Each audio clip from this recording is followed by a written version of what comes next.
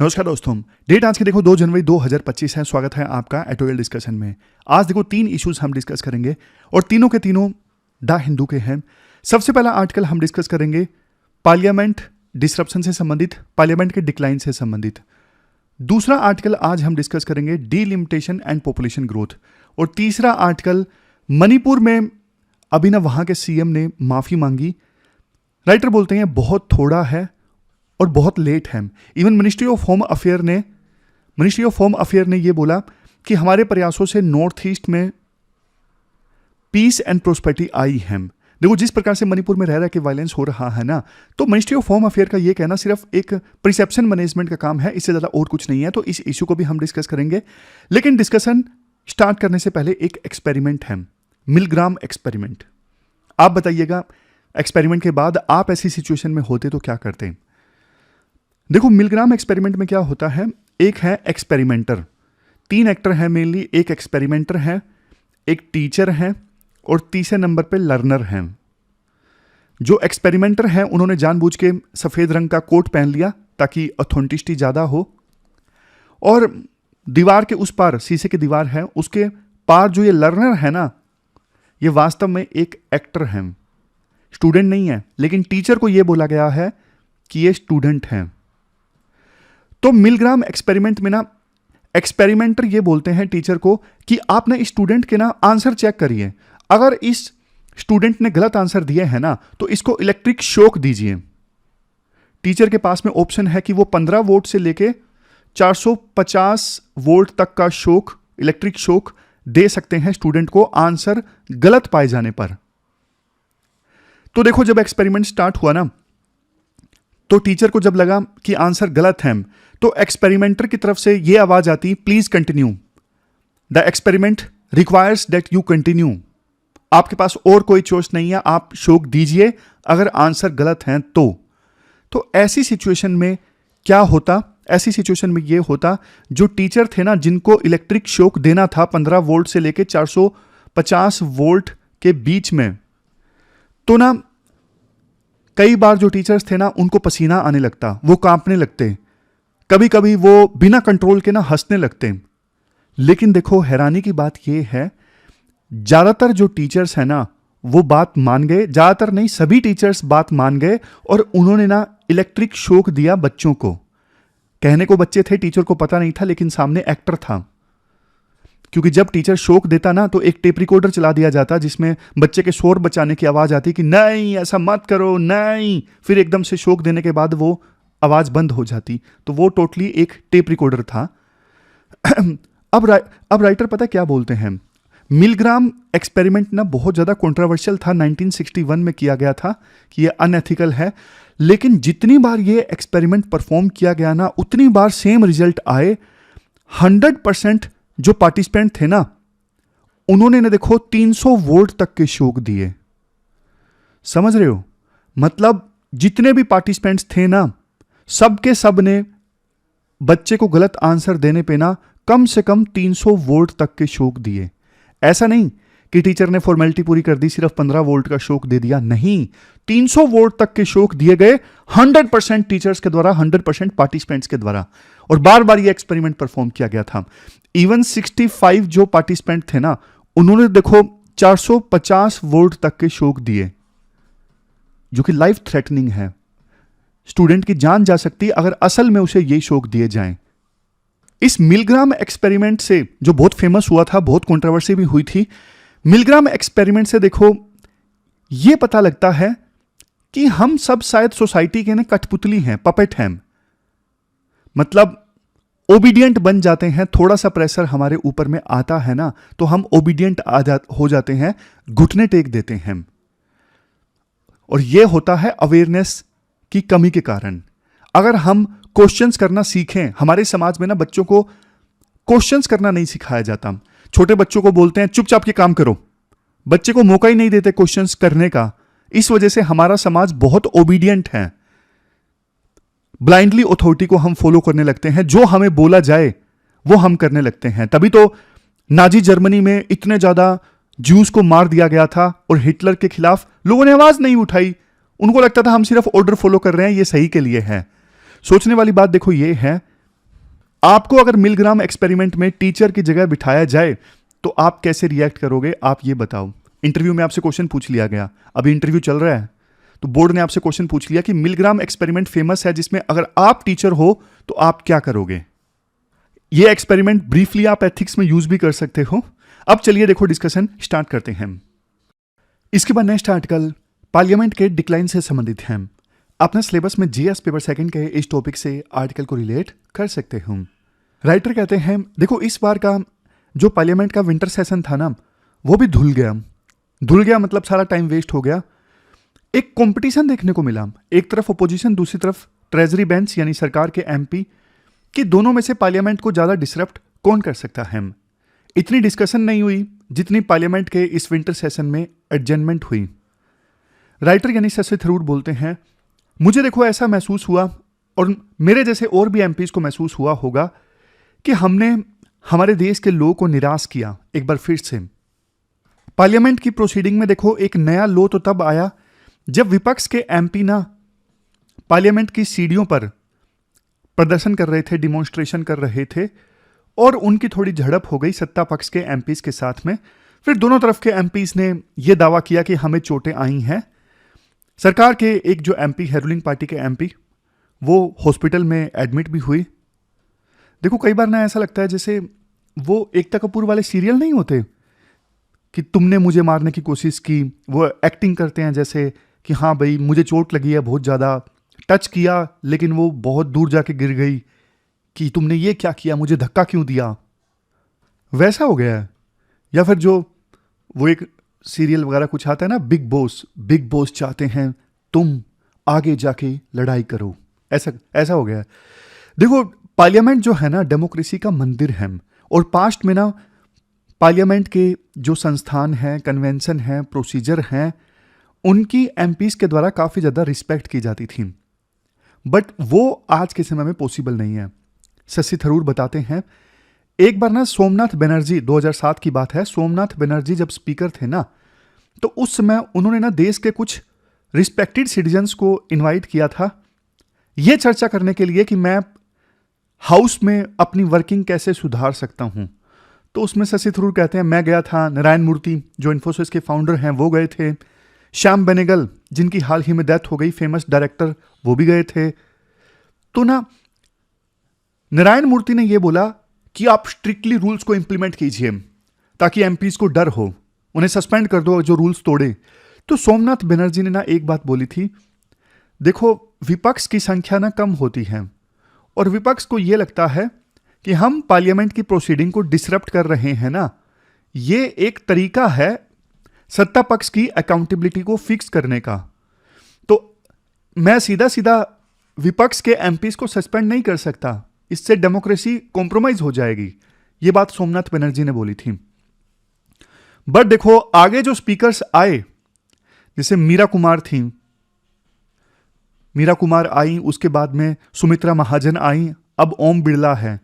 Writer बोलते हैं बाद के जो स्पीकर्स थे ना, उन्होंने इस प्रिंसिपल को नहीं माना और बहुत बार विपक्ष के एमपीज को सस्पेंड किया गया है। ओम बिरला ने तो सभी विपक्ष के एमपीज को सस्पेंड कर लिया था, और बिना विपक्ष के एमपीज के बिल्स पास हुए, ऐसा भी हुआ है।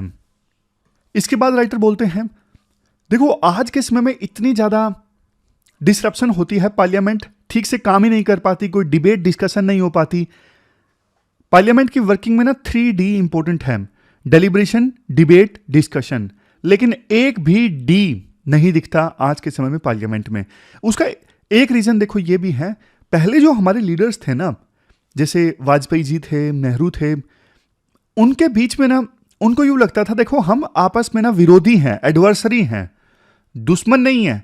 वाजपेयी जी की एक फेमस स्पीच भी है जिसमें वो बोलते हैं कि देखो हम अलग अलग दलों में बेशक हैं, लेकिन हमारे इच्छा सबकी एक है, देश को आगे ले जाना है। तरीके हमारे अलग अलग हो सकते हैं, ऑब्जेक्टिव सबका एक ही है कि नेशन को आगे लेके जाना है। हम सब यहां पे सेवा भाव से हैं।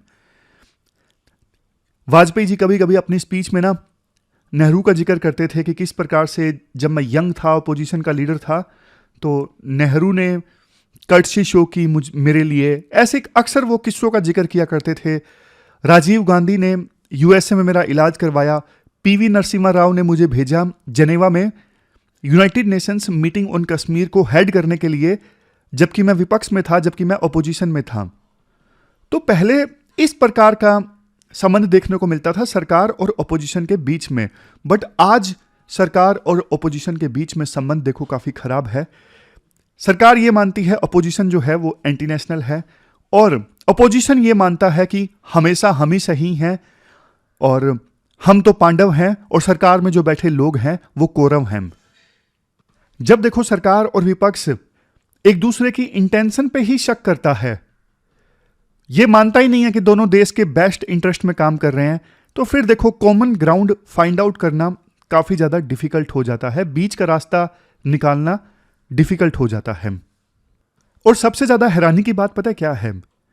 जब देखो कांग्रेस सत्ता में थी ना, तो कांग्रेस कहा करती थी कि पार्लियामेंट को चलने दीजिए, इस प्रकार से हाउस को डिसरप्ट करना खराब है। लेकिन उस समय बीजेपी बोला करती थी ये विपक्ष के पास में एक टूल है सत्ता पक्ष की अकाउंटेबिलिटी फिक्स करने के लिए। बट आज उल्टा है, आज कांग्रेस जहां विपक्ष में है वो पार्लियामेंट को डिसरप्ट करती है, और बीजेपी सत्ता में है तो बीजेपी ने अपना जो स्टैंड है वो चेंज कर लिया है, कांग्रेस ने अपना जो स्टैंड है वो चेंज कर लिया है। मतलब मौका देख के पॉलिटिकल पार्टीज अपना स्टैंड चेंज कर लेती हैं, कौन विपक्ष में है कौन सत्ता में है। इसके बाद तीसरा बड़ा रीजन पार्लियामेंट के डिसरप्शन का जानते हो क्या है? तीसरा बड़ा रीजन है आज के समय में देखो पार्लियामेंट में किसी एमपी की परफॉर्मेंस कैसी है इससे जनता को फर्क ही नहीं पड़ता। मतलब जनता देखती ही नहीं कि हमारे चुने हुए प्रतिनिधि ने पार्लियामेंट में कैसे काम किया है, कोई बढ़िया स्पीच दी है या नहीं दी है। वो सिर्फ ये देखता है कि एमपी ने हमारी गली बनवाई है या नहीं बनवाई है, लोकल लेवल पे कितना डेवलपमेंट किया है एमपी ने, ये देख के वोट दिया जाता है। और इवन देखो जो पॉलिटिकल पार्टीज हैं वो टिकट देती हैं किसी पर्सन को, वो भी ये नहीं देख के देती कि ये पर्सन जो है पार्लियामेंट में कितना बढ़िया ढंग से स्पीच देगा, कैसे क्वेश्चंस पूछेगा मिनिस्टर से, या फिर अगर रूलिंग पार्टी है तो ये नहीं देखते कि हाँ भाई विपक्ष को कैसे जवाब देगा डिबेट के माध्यम से। नहीं, पॉलिटिकल पार्टी सिर्फ ये देखती हैं कि जिसको हम टिकट दे रहे हैं वो जीत सकता है कि नहीं जीत सकता। पार्लियामेंट में परफॉर्मेंस ना तो जनता के लिए एक पैरामीटर है, ना ही पॉलिटिकल पार्टीज के लिए एक पैरामीटर है। एक वो भी समय था जब राम मनोहर लोहिया, नाथ पाई, जॉर्ज फर्नांडिस, मधु लिमाय, पीलू मोदी, मीनू मसानी, ये वो लीडर्स थे जो देखो मिनिस्टर से डायरेक्ट क्वेश्चन पूछते थे। ये वो लीडर्स थे जब स्पीच देते थे ना, इवन उस समय तो टीवी भी नहीं था, तो भी जनता तक वो स्पीच पहुंचती थी और जनता की एडमायरेशन इन्हें मिलती थी। आज देखो कभी कभी ऐसा होता है कि किसी एमपी की स्पीच वायरल हो जाए, लेकिन बहुत रेयर ऐसा होता है क्योंकि एमपीज को ठीक ढंग से स्पीच देने का मौका मिलता ही नहीं है। जो टैलेंट देखो एमपीज को पार्लियामेंट के हाउस में दिखाना चाहिए, वो टैलेंट है जो एमपीज है ना वो टीवी स्टूडियो में दिखाते हैं। वहां पे वो स्पीच देंगे, वहां पे वो अपने आर्ग्यूमेंट्स रखेंगे या फिर ट्विटर पे आर्ग्यूमेंट्स लिखते हैं। लेकिन देखो लोकतंत्र का मंदिर तो पार्लियामेंट है ना, आप वहां पे डिबेट कीजिए, वहां पे डेलिब्रेशन कीजिए, टीवी स्टूडियोज में क्या फायदा। इसके बाद शशि थरूर एक कंपैरिजन करते हैं कि नेहरू जो थे वो पार्लियामेंट को डेली अटेंड करते थे, बट आज के समय में जैसे प्रधानमंत्री मोदी हैं वो देखो काफी कम पार्लियामेंट को अटेंड करते हैं। और अब ना पार्लियामेंट सिर्फ सरकार के लिए एक नोटिस बोर्ड बन के रह गया है। कोई बड़ी अनाउंसमेंट करनी है तो बस यहां पे अनाउंसमेंट कर दो, और एक रबर स्टैंप बन के रह गया है। लेकिन देखो डेमोक्रेसी में ना पार्लियामेंट्री सिस्टम का मेन प्रिंसिपल क्या है? मेन प्रिंसिपल ये है कि लेजिस्लेचर जो है वो सरकार की अकाउंटेबिलिटी फिक्स करेगा, सरकार से क्वेश्चंस पूछेगा, और कानून जो पास होंगे वो डिस्कशन से पास होंगे, सभी वर्गों की सहमति से पास होंगे, विपक्ष के भी जो आर्ग्यूमेंट्स हैं वो कंसिडर किए जाएंगे। लेकिन ऐसा कुछ भी नहीं होता है, और हमारी पॉलिटिकल लाइफ में ना पार्लियामेंट का रोल जो है धीरे धीरे खत्म हो रहा है, और ये हमारी डेमोक्रेसी के लिए बहुत बड़ा धक्का है। और सबसे बड़ी बात, हमारे जो कस्टोडियन है ना, लॉ मेकर, उनकी ये जिम्मेदारी बनती है ऐसा ना होने दें। क्योंकि देखो पार्लियामेंट का रोल अगर बहुत ज़्यादा डिमिनिश हो गया, खत्म हो गया, तो फिर डेमोक्रेसी में बचेगा क्या? फिर जो हम बोलते हैं by the people, for the people, of the people, फिर कहाँ डेमोक्रेसी है? हम बोलते हैं India is world largest democracy, लेकिन वर्ल्ड लार्जेस्ट डेमोक्रेसी में चुने हुए प्रतिनिधियों की जो सभा है, जिनको जनता की आवाज उठानी चाहिए, वही ठीक से काम नहीं कर रही है, तो कैसे हम कह सकते हैं डेमोक्रेसी ठीक से काम कर रही है। चलते हैं आगे। इसके बाद नेक्स्ट आर्टिकल देखो, डीलिमिटेशन एंड पॉपुलेशन कंट्रोल से संबंधित है। आपने सिलेबस में जीएस पेपर 1 के इस टॉपिक से और इवन जीएस पेपर 2 से भी इस आर्टिकल को रिलेट कर सकते हो। कंटेक्स्ट क्या है? देखो, सबसे पहले ना आपको डीलिमिटेशन का मतलब पता होना चाहिए। डीलिमिटेशन में क्या होता है, जो लेजिस्लेटिव कॉन्स्टिट्यूएंसीज होती है ना, उनकी बाउंड्रीज को रीड्रा किया जाता है ताकि विभिन्न कॉन्स्टिट्यूएंसीज के बीच में ना, मतलब एक कंस्टिट्यूएंसी में कितनी पॉपुलेशन है वो हमारे देश में बैलेंस रहे। ऐसा ना हो कि यूपी की एक कॉन्स्टिट्यूएंसी में एग्जाम्पल के तौर पे 1 करोड़ लोग एक प्रतिनिधि चुन रहे हैं, और दूसरी तरफ साउथ इंडिया में एक कॉन्स्टिट्यूएंसी में सिर्फ 10 लाख लोग एक प्रतिनिधि को चुन रहे हैं। ऐसा नहीं होना चाहिए। तो डीलिमिटेशन में यही होता है, बाउंड्रीज को इस प्रकार से रीड्रा किया जाता है कि पॉपुलेशन डिस्ट्रीब्यूशन के हिसाब से रिप्रेजेंटेशन हो और एक बैलेंस हो हमारे देश में अलग अलग कॉन्स्टिट्यूएंसीज के बीच में। बट देखो, इस कंसेप्ट में ना एक कमी है। जिस राज्य में पॉपुलेशन ज़्यादा तेजी से बढ़ रही है, उस राज्य को तो लोकसभा में ज़्यादा सीट्स मिल जाएंगी, और जिस राज्य ने अच्छा काम किया है पॉपुलेशन को कंट्रोल करने में, उस राज्य को कम सीट्स मिल जाएंगी। इसलिए ना 1970s में हमारे उस समय के जो लीडर्स थे ना, उन्होंने एक अच्छी चीज़ की थी। उन्होंने ये डिसाइड किया था कि कुछ सालों के लिए ना हम ये डिसाइड कर लेते हैं, विभिन्न राज्यों के अंदर फॉर एग्जाम्पल जो लोकसभा की सीट्स है ना, वो कांस्टेंट रहेंगी। मतलब 1971 के सेंसस के आधार पे लोकसभा सीट्स का डिस्ट्रीब्यूशन मेंटेन रहेगा विभिन्न राज्यों के अंदर। फॉर एग्जाम्पल यूपी में 80 सीट्स हैं, 1971 के सेंसस के आधार पे तो 80 ही रहेंगी। महाराष्ट्र में 48 हैं तो महाराष्ट्र में 48 ही रहेगी। ये कम ज़्यादा नहीं होंगी, क्योंकि हम इसे कुछ समय के लिए फ्रीज कर रहे हैं। 1970 सेंसस के आधार पे ही ये मेंटेन रहेगा। बट देखो, समय समय पे ना उसे एक्सटेंड किया जाता रहा।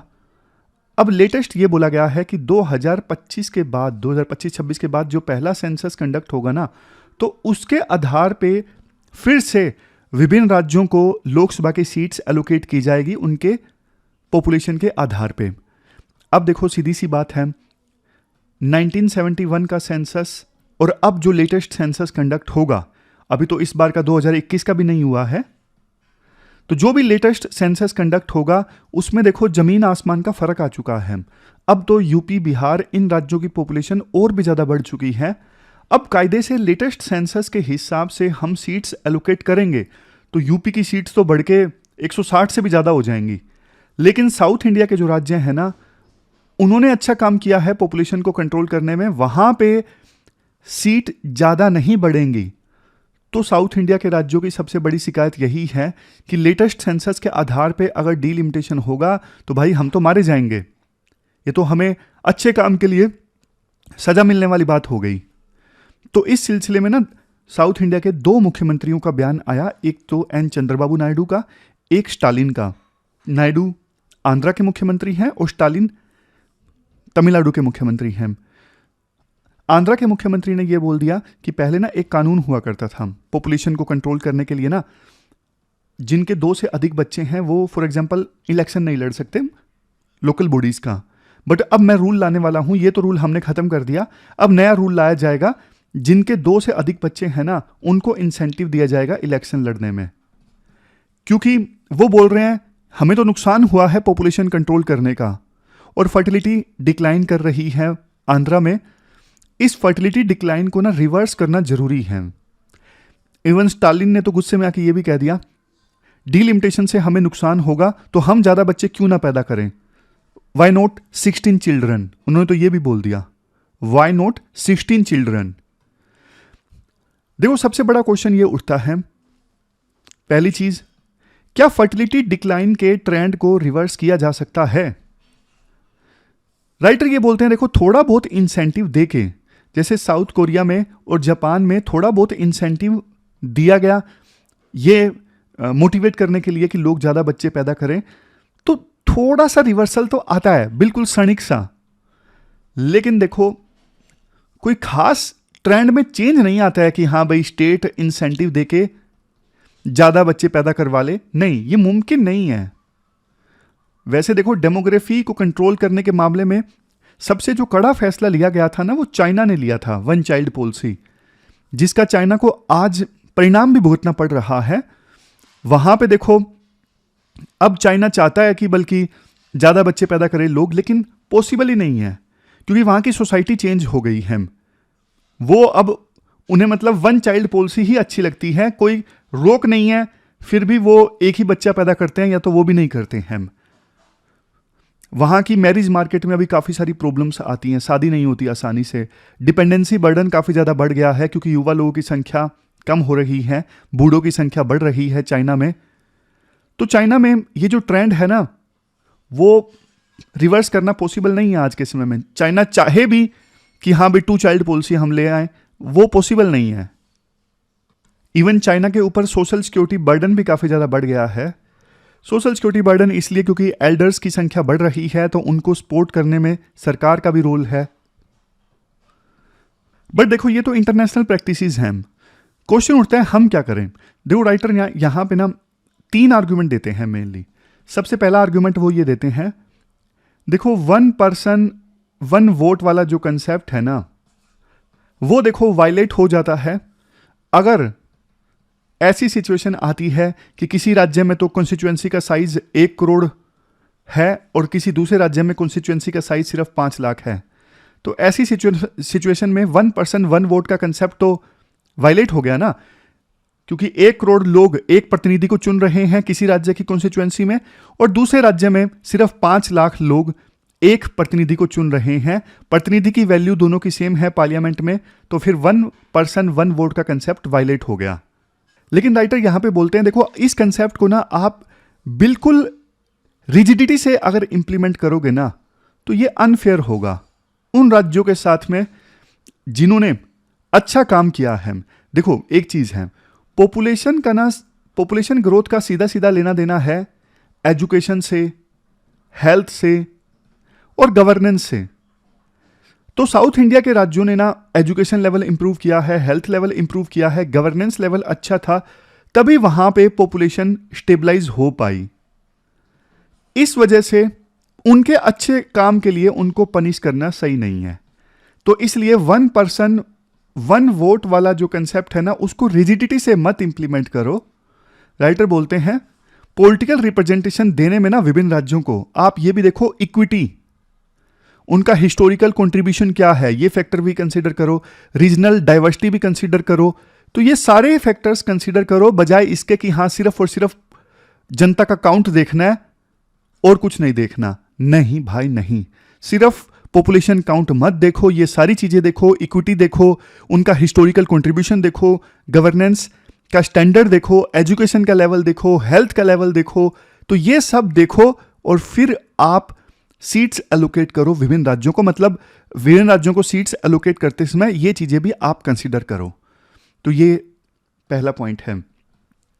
दूसरा पॉइंट राइटर ये देते हैं, चलो मान लिया कि साउथ इंडिया में सरकारों ने अच्छा काम किया है, बट साउथ इंडिया में अब यूथ की तो कमी है ना, वहां पे फर्टिलिटी लेवल कम है, तो वहां पे लेबर की कमी हो रही है। तो लेबर आएगी कहां से अगर हम फर्टिलिटी रिवर्स नहीं करेंगे तो, मतलब फर्टिलिटी इंक्रीज नहीं करेंगे तो राइटर बोलते हैं भाई माइग्रेशन करवाओ ना। अभी नॉर्थ इंडिया के कुछ राज्य जैसे बिहार, यूपी, यहां पे फर्टिलिटी रेट ज्यादा है, तो यहां से लोग माइग्रेट करें साउथ इंडिया के राज्य में, वहां पे वो काम करेंगे, तो इससे जो राज्य पिछड़ गए हैं यूपी बिहार, उनका भी उद्धार होगा ना। इसी से तो बैलेंस डेवलपमेंट आएगी। तो लेबर की कमी को एड्रेस करने के लिए सिर्फ फर्टिलिटी रिवर्स करना एक अल्टरनेटिव नहीं है, माइग्रेशन एक अच्छा अल्टरनेटिव है। फर्टिलिटी आप रिवर्स करना चाहते हो, इंक्रीज करना चाहते हो सस्टेनेबल पॉपुलेशन मेंटेन करने के लिए, तो सही है। चलो आप पॉपुलेशन सस्टेन रखना चाहते हो, ये नहीं चाहते कि पॉपुलेशन बहुत ज्यादा कम हो जाए, तो वो एक अलग इशू है। लेकिन लेबर की कमी है ये बोल के आप पॉपुलेशन मत इंक्रीज कीजिए, या फिर हाँ हमारी सीट्स कम हो रही हैं इसलिए बच्चे ज्यादा पैदा करो, ये गलत है। तो माइग्रेशन एक अच्छा ऑप्शन है। फिर बात आती है तीसरा आर्ग्यूमेंट राइटर क्या देते हैं। तीसरा आर्ग्यूमेंट राइटर ये देते हैं, देखो आप ना ये देखो कि महिलाएं कोई कमोडिटी नहीं है, कोई ऑब्जेक्ट नहीं है कि हाँ, अपने पर्पज अचीव करने के लिए आपको आज ज़्यादा रिप्रेजेंटेशन चाहिए लोकसभा में, तो आप लोगों को बोलो कि ज़्यादा बच्चे पैदा करो। कि भाई, जब महिलाएं बच्चे पैदा करती हैं ना, तो उनको एक बहुत बड़ी कीमत चुकानी पड़ती है। कीमत, करियर की कीमत चुकानी पड़ती है। हेल्थ इंपैक्ट बहुत ज़्यादा होता है महिलाओं के ऊपर जब वो बच्चा पैदा करती हैं। एक तरफ हम बोलते हैं कि महिलाओं का पार्टिसिपेशन नहीं बढ़ रहा है लेबर फोर्स में, अगर महिलाएं ज़्यादा पार्टिसिपेट करें तो देश की इकोनॉमी कितनी ऊपर चली जाए। दूसरी तरफ हम रिग्रेसिव सोच अपनाने की तरफ आगे बढ़ रहे हैं और ये बोल रहे हैं कि महिलाएं ज़्यादा बच्चा पैदा करें। तो ये कैसे पॉसिबल होगा? तो ये सारे फैक्टर्स कंसीडर करने जरूरी हैं इस डीलिमिटेशन एंड पॉपुलेशन ग्रोथ वाली डिबेट में। तो ये पूरा आर्टिकल हमने डिस्कस किया, चलते हैं आगे। इसके बाद नेक्स्ट आर्टिकल देखो मणिपुर के संदर्भ में है। आपने सिलेबस में जीएस पेपर 3 के सिक्योरिटी टॉपिक से और जीएस पेपर 2 के इस टॉपिक से आर्टिकल को रिलेट कर सकते हो। देखो, शुरुआत में ना इंट्रोडक्शन में कुछ ऐसी लाइंस बोली जाती हैं राइटर के द्वारा जो आप ऐसे में यूज कर सकते हो। क्या है वो लाइंस? जब देखो दो साइड्स के बीच में, जैसे मणिपुर के केस में दो एथनिक ग्रुप्स के बीच में कन्फ्लिक्ट है ना, तो राइटर बोलते हैं जब देखो एक साइड जीत जाती है और दूसरी साइड के साथ में सुलह और समझौता करती है, तो फिर उस सिचुएशन में शांति आती है, पीस आता है। एक साइड जीत गई और दूसरी साइड के साथ में समझौता कर लिया।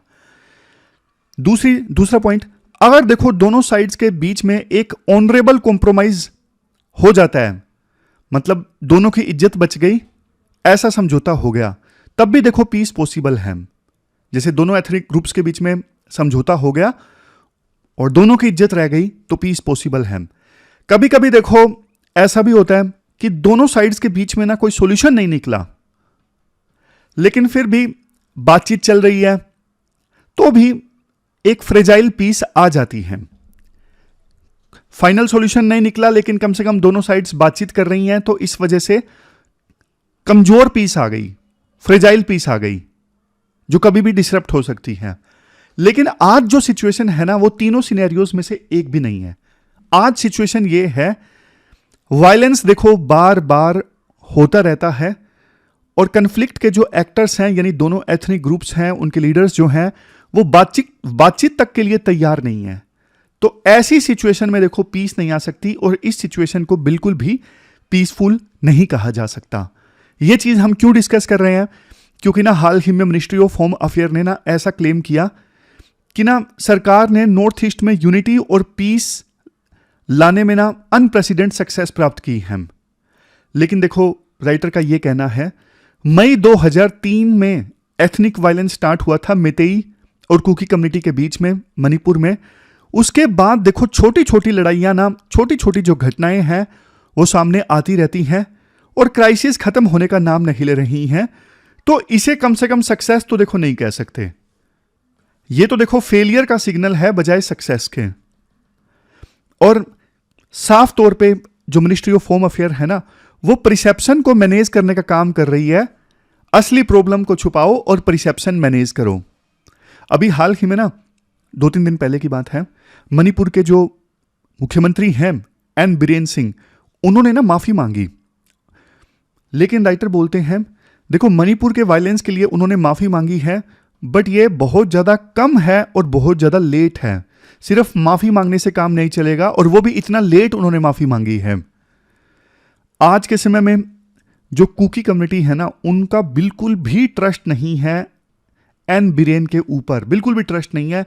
उनको पूरी तरह से ये लगता है कि एन बीरेन जो है वो मेतेई कम्युनिटी के लिए काम करते हैं, उन्हीं कम्युनिटी से संबंध रखते हैं, और वो हमारे साथ गलत ही करेंगे, हमारे साथ कुछ भी अच्छा नहीं करेंगे। तो इतना ज्यादा मिसट्रस्ट अगर जनता का, पॉपुलेशन के एक वर्ग का अपने सीएम के ऊपर होगा ना, तो फिर वो शांति के लिए कभी राजी नहीं होंगे, मतलब बातचीत के लिए कभी राजी नहीं होंगे। फिर मुद्दा आता है रिफ्यूजीज एंड इन्फिल्ट्रेटर्स का। अभी देखो सरकार ने क्या किया, सरकार ने ना प्रोटेक्टेड एरिया रेजीम वहां पे डिक्लेयर कर दिया।